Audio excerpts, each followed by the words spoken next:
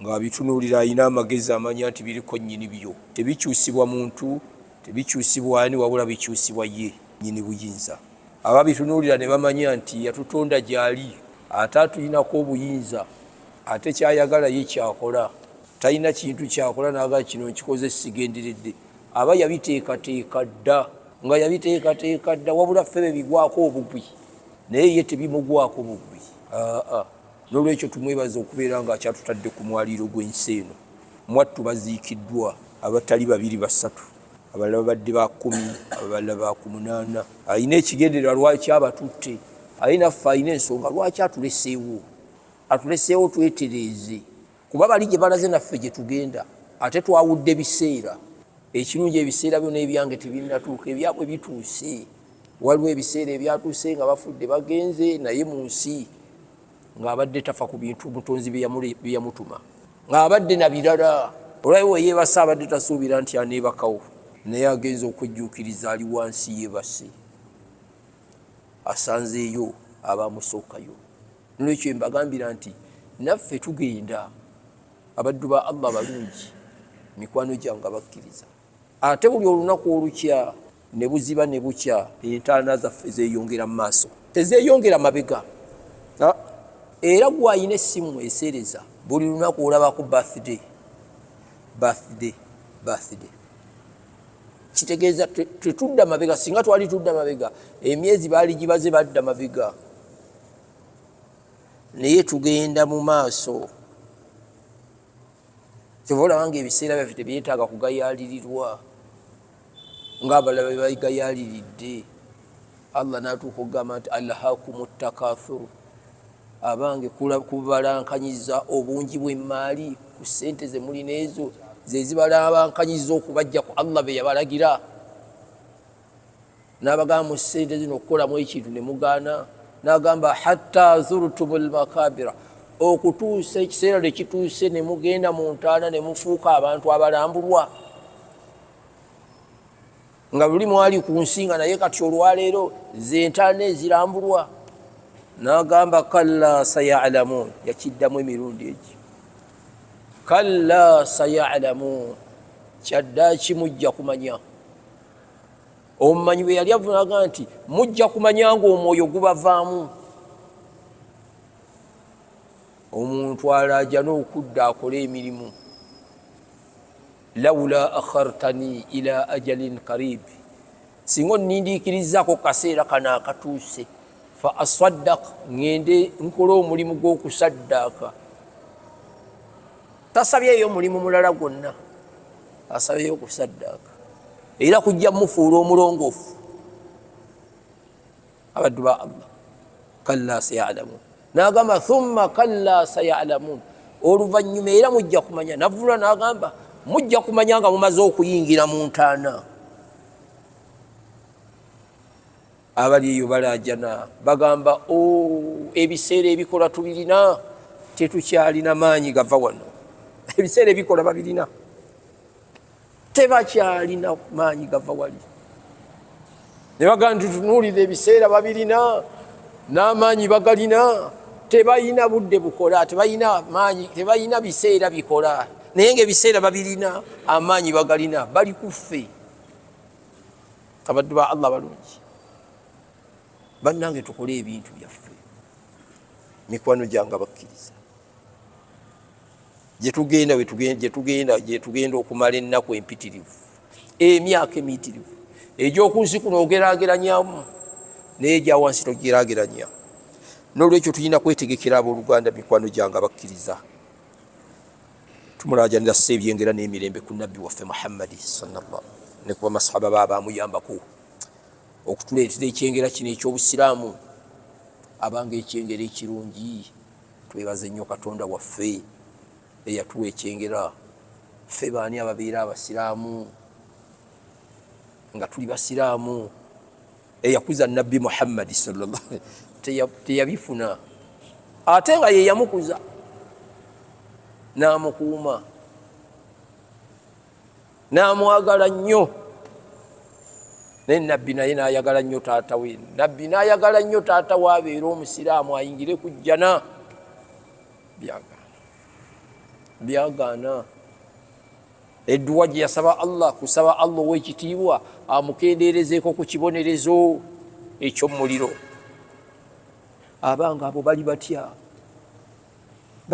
abo Katonda be yasalirawo tibagenda mu muliro. Abaffe Allah be yasalirawo nti bagenda kuyingira jjana bali batya mu ntanaza. Abajemu be yasalawo nga babateekako mu Qur'ani ne babeera mu nti abo ba mu muliro. Amanya yagaleeta tabbat yada abi lahabi wa tabba. Eyo essula yakkanga oyo omwami waali ne bagisoma nga awulira n'okuwulira n'agamba mugambe Muhammad anveeko. Abaffe ali ati oyo.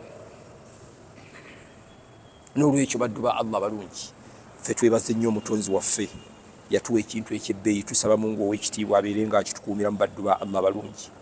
Tukyayunga ku musomo gwaffe ogwa Nabbi Muhammad sallallahu alaihi wasallam. Twalaba ebintu biri basaba bamubuuza engeri gye yajjamu n'agenda nga abibamenyera. Okujja kwange da'watu abi Ibrahim, kusaba kwa taata wange Ibrahim. Ekyokubiri kulanga kwa Isa mu Bayisirayiri, mu bakungu n'abalanga nti nzija. Ekyokusatu ne mu kiseera maama we yamuzaalira n'alengera ekitangaala ekyamuvaamu, n'alimusa embiri eshyami, n'alimusa obutale, n'alimusa n'ensolo. Nyina n'agamba ono ogwenzadde kabaka w'abakabaka. Abaddu ba Allah balungi, nabbi lwe baamuzaala ensi eno yonna yayaka. Era nabagamba mu kwaka kwayo Omuyisirayiri kujja eri Abdul Muttalibi n'amugamba ekitangaala mukirabye olwaliro obudde bwa leero obwekiro mu bulabye. N'amubuuza bubaddemu ki, n'amugamba kirabika nabbi ow'enkomerero azaaliddwa, mukebereeko ku baana abazaaliddwa ekiro kya leero. Ate abo baali bamanyi obubonero bwe nga bamumanyi, nga abubonero bamumanyi, embeera ze bazimanyi, wanaava bamanyiwo. Abaddu ba Allah balungi, Abdul Muttalib aba ali awo nga bamugamba Amina yazadde omwana. Omuyahudi ono kyava amugamba tusookere ku oyo omwana tumulabe. Era baagenda naye Abdul Muttalib n'akulisa Amina omwana. Omuyahudi kyava amugamba sabako ku mwana tumulabeko. N'asabako ku mwana. Engeri gye baali bamanyi obubonero obwe ne bakyusa. N'amugamba kyusa ku kibegabega tulabe. Okukyusa ku kibegabega nga mpete eri mugongo. N'agamba yono omwana obwakabaka obwa Nabbi Allah abujje mu Bayisirayiri abuleese mu Bawarabu. Oye Nabbi Muhammad kivolaba wanjawulo nnyo mu bannabbi olw'ebintu ebyamuliko ebitaabeera ku bali nga bamaze omuzaala. Abdul Muttalibi yamutwalako ku Kaaba n'amusabira. Abaddu ba Allah, yayonsebwa ku bakyala basatu. Yayonsebwa maama we, n'ayonsebwa Thuwaibatul Aslamiya, n'ayonsebwa Halimatu Saadiya. Halimatu Saadiya ye yamutwala n'amuyonsa. Bwe yamuyonsa era amabeere yagaviirako we, yamala naye emyaka 4. Emyaka 4 begiwera yali azannya ne banne ku kisaawe, ne wajja abasajja abaali bambadde engoye enjeru ne bamukwata, banne ne badduka, ye ne bamugalamiza wansi ne bamubajjula mu kifuba muno. Ne bajjamu ebintu ne bagamba hadhihi haddu shaitani, guno mugabo gwa shaitani. Ne banaaza omutima guli ne zamzamu, ne bamaliriza ne bateekamu obukkiriza ne bageezi, ne bamala ne batunga ne bagenda. Bano abaana ne baddayo ne bagamba maama waabwe, maama muganda waffe oli Omukuraishi bamusse. Halima byonna bye yali akola yabivaako. Yamusanga atudde n'amuyita n'asituka n'amuzzaayo ewaka. Okumuzzaayo ewaka taata baawe n'amugamba waaye Halima, naaza omwana omuzzeeyo ewa maama we. omwana ayinza okutufiira ku wano. Era kyova olaba embeera ze yali tanyiiga nga bannabbi abalala. Nabbi Yunus yakoola abantu emyaka 3 ne bagaana okukkiriza. Wa aisa min imanihim, n'akutuka n'agamba baganye bantu bakyakkiriza. Ne wabaawo amugamba agumiikiriza bayiteko ennaku 40, n'azigattako ennaku 40 n'abakoola ne wabula amukkiriza. Olw'obusungu obungi n'ava mu bantu n'agenda n'alinnya ekinaala. Ab'ekinaala n'abasaba okumutwala, baamutwalira na bwereere. Nawe nga tugenda kukutwalira bwereere. Kyali kikubyeko obugula emmaali y'abantu. Ne balinnya ne bagenda. Batuuka wakati eryato liganya okutambula. Payiroti abagamba nti abange mulabika muno fihi abdun abikun ala sayidi. Kirabika mulimu omuddu adduse ku mukama we. Yunusu n'agamba yenze, n'agamba katukuba akalulu. Fasahama fakana min almudahadhi. Ne bakuba akalulu ne kakwata Yunusu emirundi 3. Yunusu n'ajjamu engoye ne yeesula mu nnyanja, Allah n'aleeta ekkomera. N'abeera ku dhikiri la ilaha illa anta subhanaka inni kuntu min adh-dhalimin. Malaika zagamba n'omutuzi ne mugamba ya rabbi nasma'u sawta min qa'rati al-bahri. Tuwulira eddoboozi wansi erikutendereza wansi mu nnyanja. N'abagamba oyo muddu wange Yunusu yanjeemedde ali mu kkomera. Yunusu n'akanyeddwa. Abamanyi bagamba yasituka n'okusituka n'asaala. N'agamba ya rabbi ekkomera lino tewali olisibidde okujjako nze omuddu wo Yunusu. Bw'oba onsiimye ekyenkoze nkusaba onzigye mu kkomera. Allah w'ekitiibwa n'agamba fanabadhnahu bil ara'i wa huwa sakimu. Twalagira ekyennyanja ne kimwandula ku lukalu mu ttale, tewali na nnyumba, nga mulwadde, nga bw'okwata ku mubiri gudda na nnyama. N'agamba wa anbatna alayhi shajaratan min yaqutin.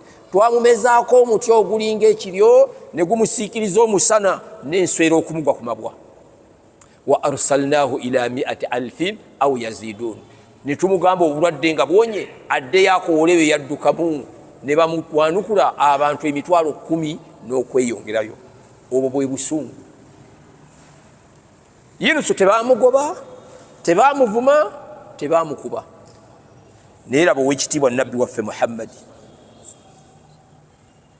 baamuyiranga omusenyu.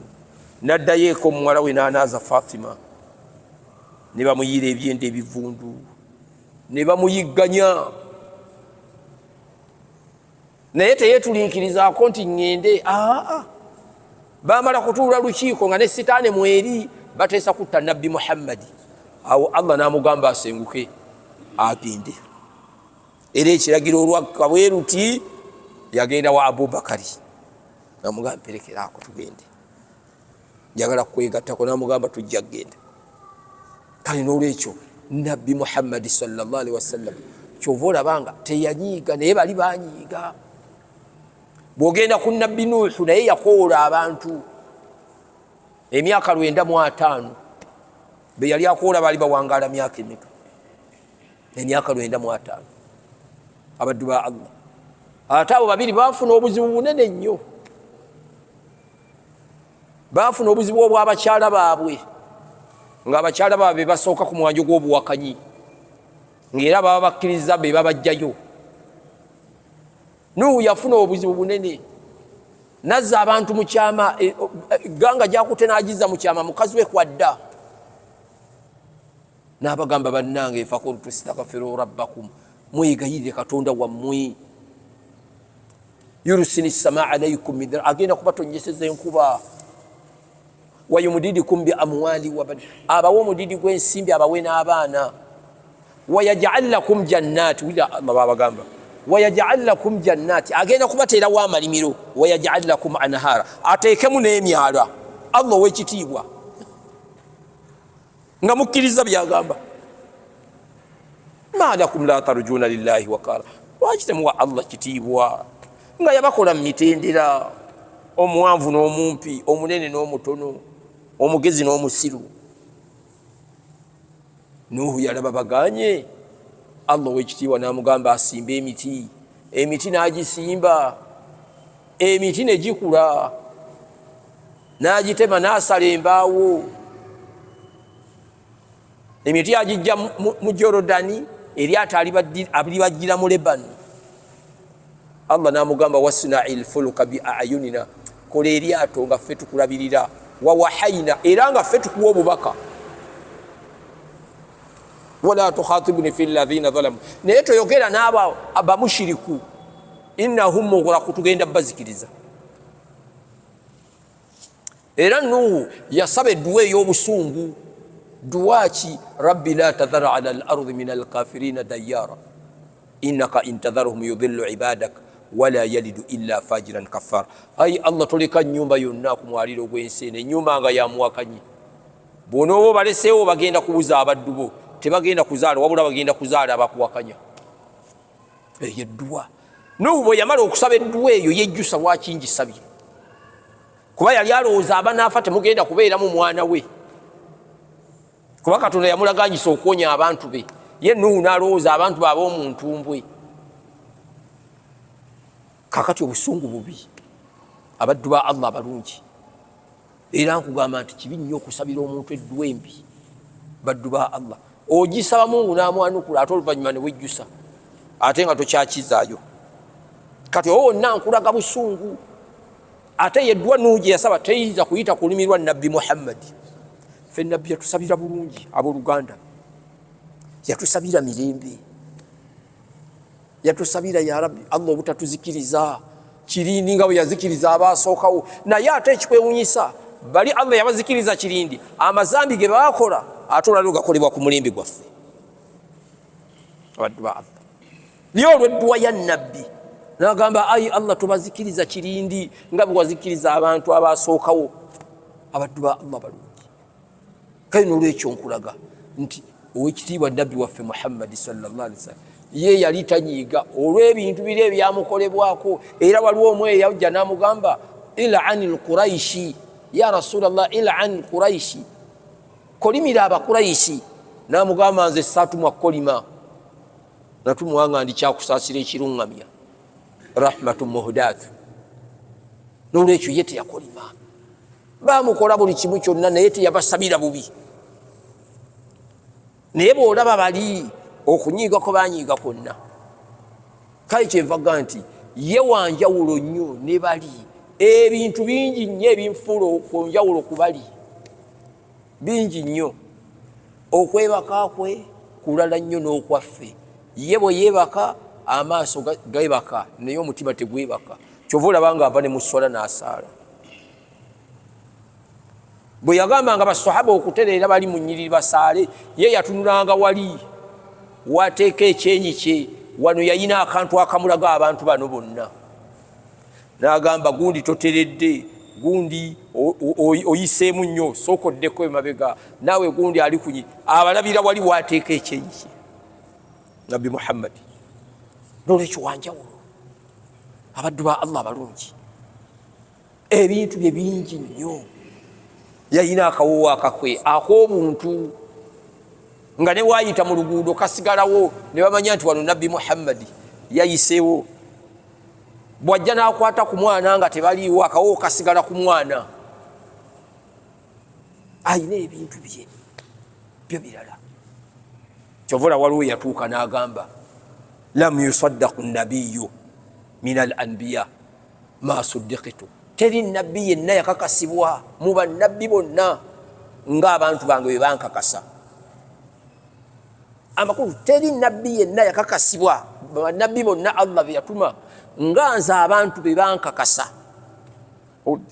Wa inna nabiyya, naye nno nabbi min al anbiya mu bannabbi ma saddaqahu min ummatihi, tewali baamukakasa mu bantu be illa rajulun wahid, okugjako omusajja ogwo.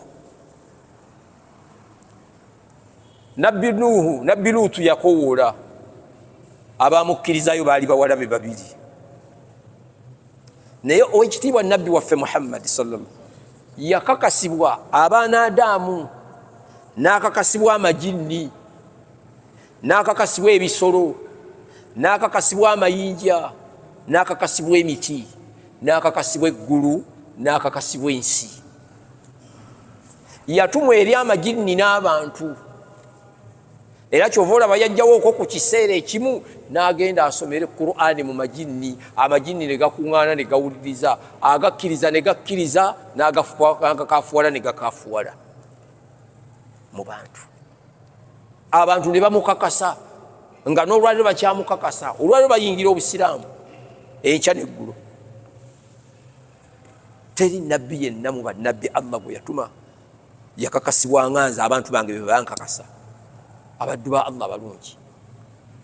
Emiti gyamukakasa. Ali radiyallahu anhu atunyumiza n'atugamba nti twatambula ne nabbi Muhammad sallallahu alaihi wasallam, tetwayitanga ku miti okugiyitawo okujjako nga gyatoleranga salaamu nabbi, tetwayitanga ku mayinja okujjawo nga gatolera salaamu nabbi Muhammad, assalaamu alayka ya rasulallah. Bwe yali tannatumwa ne Makka mulimu ejjinja eryali limutolera salaamu. Abaddu ba Allah balungi, buli kimu kyonna ne kibeera nga kimukakasa. Era kyova olaba Jabir radiyallahu anhu, Jabir ye yali akwata amazzi ga nabbi Muhammad.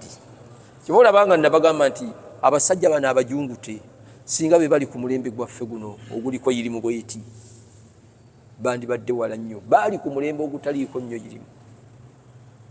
Eswala zaabwe bazisalira mu mayumba gaabwe, ejjuma gyaleeta ku muzikiti. Naye oyo teyatambulanga eggaali ye okujjako nga kuliko zinzimiya eggaali. Olwaliro bameka abavuga emmotoka ng'ayina emmotoka naye nga mu mmotoka ye temuliimu kadomola, nga temuliimu musaalo. Abaddu ba abo basajja baali batya? Abaddu ba Mungu abalungi, abo abasajja baali batya?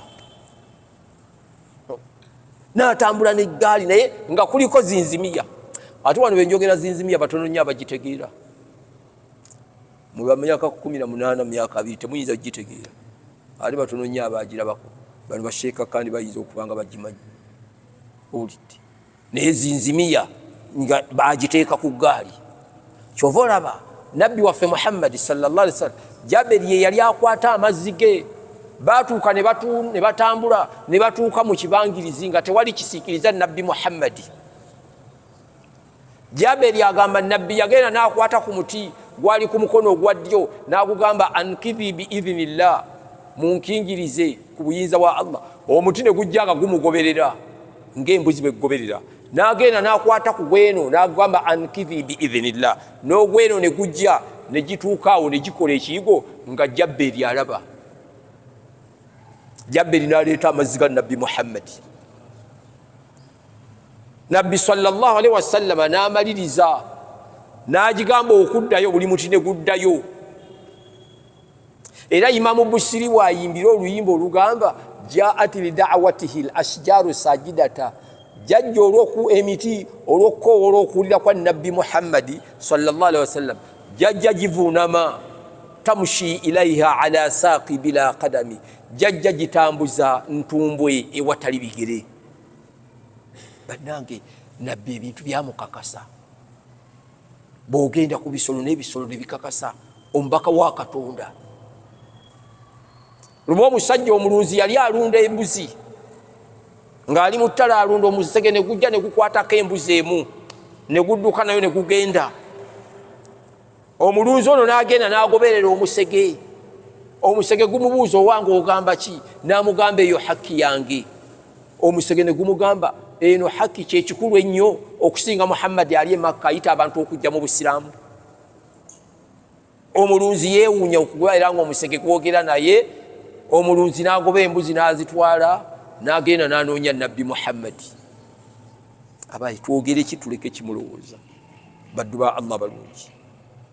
Nolwekyo teri nabbi yenna mu bannabbi nga yakakasibwa nga nabbi waffe Muhammad sallallahu alaihi wasallam nga bwe yakakasibwa. Naye nno mu bannabbi mulimu nabbi Allah gwe yatuma ng'abantu be tebaamukakasa, nga yatumibwayo abantu, nga yatumibwa naye nakkirizibwayo abasajja babiri. Nabbi Luutu bawala be babiri bokka be baamukkiriza. Nabbi Luutu mikwano gyange abakkiriza baddu ba Allah balungi. Yowe ekitiibwa nabbi waffe Muhammad yakakasibwa. Abaddu ba Allah balungi, ate ebintu byonna ne bimutegeera ebibisi n'ebikalu ebyogera n'ebitayogera. Mu kusooka ow'ekitiibwa nabbi waffe Muhammad sallallahu alaihi wasallam yali akutubbira ku kituuti kino kyemulaba nga kyebatemerako ennyama nga kwatuula. Naye kati olwalira nti biri ebiseera ebiwedde eby'abantu ebintu ebyo byolaba kwe batemera ennyama ebyo byalinga mu maaso wano, ng'era bw'ojja omuntu okutemera ennyama agitema wano ogiraba, naye kati omulembe gwatwo kati bibeera eri. Era ogenda n'olwaja naye munnange tompa amagumba gw'olaba jja sinza gakuwa, naye ng'omulaba atema gomba sinza gakuwa. Naye bano abadde baalitamanga ng'otemera wano, naye kati baabiteeka eri. Kati olumala okutema n'akutemera amagumba atemera eri, olwaja na munne tompa amagumba nti sinza gakuwa, ate olaba ejjambya gyagalula. Owulidde ekintu ng'ekyo kyemulaba ow'ekitiibwa nabbi waffe Muhammad kwe yali atuula ng'akutubba. Ne wabaawo omukyalo omu yalina mutabani we omubazi, n'amugamba ya Rasulallah, mbadde njagala mutabani wange akubajjireyo ekintu ky'onootuulako ekituuti. N'amugamba asobola okukibajja, n'amugamba akisobola, n'amubajjira ekituuti ky'amadaala 3. Baakireeta ku lunaku olw'ejjuma. Bwe bakireeta ku lunaku olw'ejjuma, nabbi sallallahu alaihi wasallama ne bajjayo kiri kwe yali atudde n'akiteeka wali, n'atandika okutubba olunaku olw'ejjuma. Ekituuti kino kyolaba kyakaaba amaziga paka nabbi waffe Muhammad lwe yava ku kituuti n'ajja n'akiteekako ku kifuba kye nga kiraba omubaka wa Allah kivuddeko, ate atudde ku gundi. Naye riwaayaati endala zigamba nti baakijjawo ne bakitwala, abala bagamba baakiziika buziisi, naye kyali kituuti nga nabbi atuulako butuuzi. Kati kyeva gamba nti ebintu byategeera nabbi Muhammad, ensi yennyini n'emutegeera, eggulu ne limutegeera, n'ayita ewantu ebintu ne bibeera byewombeefu nnyo. N'olwekyo tetulina kye tuyinza baddu ba Allah abalungi nga mu bannabbi olaba Allah yabatuma naye nga batono nnyo abaakakasibwa abantu baabwe. Swalihi baamutuma mu bantu b'e Thamud, bwe bamutuma mu bantu b'e Thamud n'agenda n'abakowoola, baamuteerawo akakwakkulizo ng'oyagala okukkiriza twagala otujjire ensolo wansi. N'abagamba mwagala ensolo wansi, bw'eneevaayo nejja munanzikiriza, munakkiriza Allah. Bamugamba tugenda kukkiriza Allah ow'ekitiibwa bw'eneevaayo. Swalihi yali atandika okusaala, ne bamugamba wano w'osaalira wano wagonda eyinza okubaawo, tugende eri mu lwazi. N'abagamba tugende. Ne batambula ne bagenda mu lwazi, ku lwazi. Swalihi n'atandika okusaala, olwamaliriza ensolo n'efubutukayo. Naye ekikwewunyisa era bwe yafubutukayo baagaana okukkiriza. N'ensolo yennyini teyawaako Swalihi bujulizi ti mubaka wa Katonda. Ensolo eyo yali etambula kyalo kiramba, ng'egenda buli kyalo buli maka ekyama ne bagikama amata ge mwetaaga.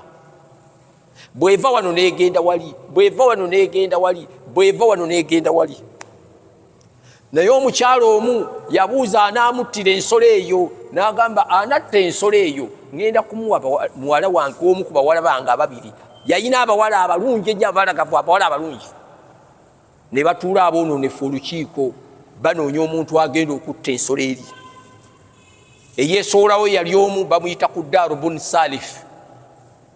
Bwali budde kiro n'agenda n'agitunga, ne bajja ne bategeeza nabbi Swalihi nti ensolo yo bagifumise bagisse. Ko nabbi Swalihi erirudda wa nti erirudda wali bagifumisidde. Nabbi Swalihi n'atuuka ng'ensolo bagifumise, n'abagamba mulindirire oluvannyuma lw'ennaku ezi mujja kulaba ekibagwako. Owulidde? N'olwekyo oluvannyuma lw'ennaku ezi 3 mwana wattu Allah subhanahu wa ta'ala yagenda abakwatako, ne baddugala, ne bafuuka abamyufu, ne bazimba. Olunaku olwokusatu ne baabika lwakujembera Allah w'ekitiibwa. N'olwekyo bali ababaka mwana wattu muddu wa Allah, abantu batono nnyo abaabakakasa. Naye ono ow'ekitiibwa nabbi waffe Muhammad sallallahu alaihi wasallam yakakasibwa eri ensi yonna abaddu ba Allah balungi. Ebintu bingi nnyo nabbi byalina nga byanjawulo ku banne baddu ba Allah, bingi bisukkulumu.